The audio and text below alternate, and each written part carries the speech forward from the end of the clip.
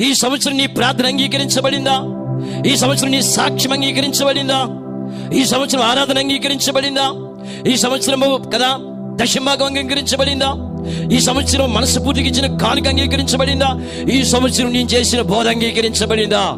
ఈ సంవత్సరం మనమంతా చేసిన దేవుడి సన్నిధిలో ప్రతిదీ అంగీకరించబడిందా లేదా తెలుసుకుని ముందుకెళ్ళాలి. అది కానీ తెలుసుకుని కానీ ఒకవేళ లోపం ఉంటే ప్రభు వైపు తిరిగితే ఆయన మనల్ని పవిత్రపరిచేవాడు. గట్టిగా స్తోత్రం అండి. He will sanctify us అండి. శంకరలాగా ప్రార్థన చేయి, దేవుడు నిన్ను అంగీకరిస్తాడు. ఏ వేలులాగా నువ్వు దేవుడి సన్నిధిలో నిలబడు, దేవుడు నిన్ను అంగీకరిస్తాడు.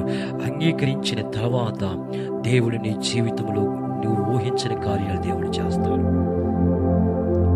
ఊహించిన